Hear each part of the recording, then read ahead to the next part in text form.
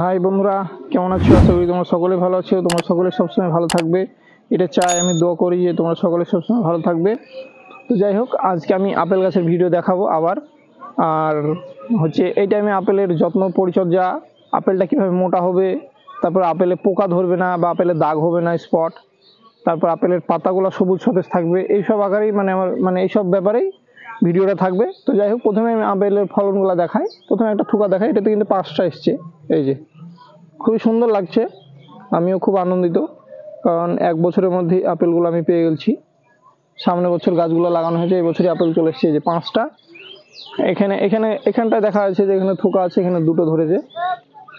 অসাধারণ সুন্দর লাগছে আপেলগুলো, সবুজ সতেজ, দেখতে ভালো লাগছে। তারপরে এখানটায় যদি আমি দেখানো, এখানেও 2টো ধরেছে, খুব সুন্দর। আপেলগুলো বেশ ভালোই মোটা মোটা হতে লাগছে, আর দেখতে অসাধারণ লাগছে জালিগুলো আপেলের। এই যে আমি এখানে দেখাচ্ছি ভেতরে, এখানে একটা ধরে আছে। এই দিকে যদি দেখায়, এখানে একটা ধরে আছে। এই যে খুবই সুন্দর গুটিগুলা, আপেলের জালিগুলো অনেক মোটা মোটা হয়েছে। এই যে খুব সুন্দর। আর আপেলে আমার একটাও গায়ে দাগ স্পট নাই। আর এইরকম আপনারা যদি ভালো আপেলকে সবুজ সাথে রাখতে চান, তো অবশ্যই কাঁকা বীজটে, কাঁকা যে মাকড়ের বীজটে, আপনারা কিন্তু 15 দিন পর পর অবশ্যই গাছে কাঁকা বীজ স্প্রে করবেন। তাহলে গাছের পাতায় মাকড়টা ধরবে না। আর আপেলের গাছে বেশি মাকড় পোকাটা ধরে, দিয়ে চুষে খেয়ে এনে কুকড়া করে দেয়, বা পাতাটা ঝরে যায়, বা ফুটে ফুটে করে দেয়। এই কারণে আপনারা কাঁকাটা দিবেন। আর পারফেক্ট সুপার বা ইমেজ বা যে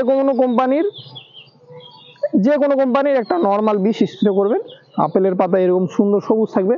দেখেন আমার একটা আপেলের পাতা কিন্তু কোনো রোগ নাই, আপেলের পাতাগুলো হলুদও হয়নি, আর প্রত্যেকটা পাতায় কিন্তু সব খুব সুন্দর সবুজ আছে। একটা পাতাও কিন্তু পোকাতেও খায়নি। আমি এখানে দেখাচ্ছি, এই যে একটা পাতাও কিন্তু পোকাতে খায়নি, সুন্দর একদম আছে। এই যে আমি গাছটা দেখাচ্ছি। আর এরকম সবুজ সতেজ রাখবেন, আপনারা রাখতে হলে আপনারা অবশ্যই কি দিবেন, স্প্রে করবেন, সেটা হচ্ছে ইমেজ বীজ বা যে কোনো একটা বীজ কোম্পানির। 15 দিন অন্তর স্প্রে করবেন, মাসে 2 বার স্প্রে করবেন। গাছে আপনারা পোকা ধরতে দিবেন না, তাহলে গাছের ফলগুলা এরকম সুন্দর সবুজ থাকবে, এরকম সতেজ ভালো লাগবে দেখতে, গায়ে কোনো স্পট দাগ হবে না। আর গাছে পোকা লাগলে এই ফলের গায়ে দাগ দাগ দাগ দাগ করে দিবে, তখন ফলগুলা দেখতেও ভালো লাগবে না, নিজেকেই খারাপ লাগবে।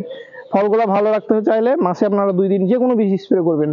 আর কাকা বীজটি অবশ্যই এটাও মাসে 2 দিন স্প্রে করবেন। হয়তো আজ যদি কাকা বীজ স্প্রে করলেন, ঠিক 15 দিনের মাথায় দেখা যাচ্ছে যে ইমেজ বীজ স্প্রে করবেন।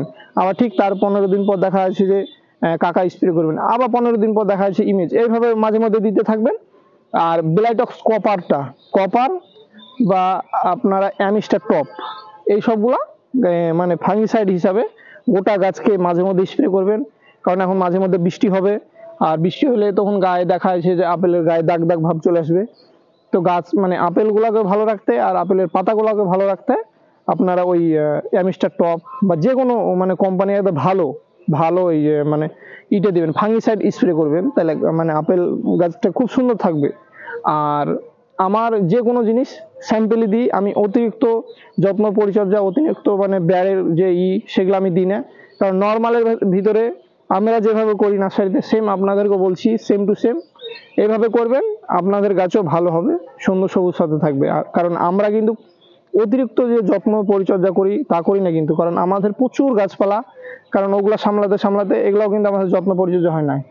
কারণ এত গাছপালা যত্ন পরিচর্যা সত্যি করা হয় না, অল্পর মধ্যে, তাই আমাদের ভালো হয়। কারণ বেশি যখনই করবেন তখনই দেখবেন যে গাছের ওই পাতা দেখা যাচ্ছে হলুদে জ্বলে আছে বা পুড়ে আছে, বা গাছটা দেখা যাচ্ছে আজগুবি মারা আছে। কারণ বেশি সার বিষ স্প্রে করলে গাছের ক্ষতি হবে। আর আপনারা মাঝে মধ্যে স্প্রে করবেন অল্প অল্প করে, একদম খুবই সুন্দর, গাছ ভালো হবে। এবার আমি বলি এর খাবারের ব্যাপারটা। এখন দেখা যাচ্ছে আপনার গাছে ফল এসছে, আপনি পটাশটা মাঝে মধ্যে 1 চামচ করে দিতে পারেন, মাঝে মধ্যে 1 চামচ, অতিরিক্ত দেওয়া যাবে না রাসায়নিক। আর ডিএপিতে দেখা যাচ্ছে মাসে অন্তর 1 চামচ দিলেন। আর তাছাড়া এখানে আপনি দিতে পারেন হাড় গুঁড়ো দিতে পারেন, খোল পচা দিতে পারেন। তারপর আপনার বাড়িতে যদি সবজি পচা থাকে, সবজি পচায় বা সবজির খোসা বা পাতা, এইসবগুলো যেগুলো হয় শাকসবজির পাতা, ওগুলার হয়তো আপনারা পচিয়ে রেখে দিলেন কোনো জায়গায়, বাড়ির সাইডে। এবার ওগুলা পচে গেল, তখন এবার দেখা যায় যে ওখান থেকে তুলে গাছের গোড়ায় দিয়ে দিলেন। গাছের গোড়াটা হালকা খুঁড়ে নিয়ে, দাওলি বা কিছু দিয়ে একটা হালকা হালকা করে খুঁড়ে নিয়ে, আমি দেখাচ্ছি গাছের গোড়াটা, যদিও আমরা এখানে সার দিয়ে হয়েছে রাসায়নিক সার অল্প করে, এরকম গাছের গোড়া আপনারা হালকা করে খুঁড়ে নেবেন, হালকা হালকা করে। কিন্তু ওই সারগুলা গোবর সার, গোবর সার বলছি, মানে ওই খোল পচা জল বা হাড় গুঁড়ো বা ওই পাতা পচা সার, ওইসব সবজি পচা সার এইরকম একটা ধার দিয়ে দিবেন মোটামুটি গাছ ছেড়ে 1 ফুট অন্তর দিয়ে দিবেন সুন্দর করে। দিয়ে তখন এবার আরামসে জল দিয়ে দেবেন, হয়ে গেল গাছ আপনার। কোনো আর লাগবে না যে অতিরিক্ত খাবার বা অতিরিক্ত পরিচর্যা, কিচ্ছু লাগবে না। এতেই আপনাদের দেখবেন গাছ ভালো হবে। তবে আমার এবছর অল্প এসছে আপেল, আশা করছি আমি সামনের বছর প্রচুর আসবে, কারণ এবছর প্রথম আপেল দেখা দিল, সামনের বছরই গাছটা লাগিয়ে। তো যাই হোক, ভিডিও আর লম্বা করব না। আপনাদের আপেল গাছ যত্ন পরিচর্যা হিসাবে যে কোনো বিষয় জানার থাকলে আমাকে ফোন করবেন, আমি বলে দেব।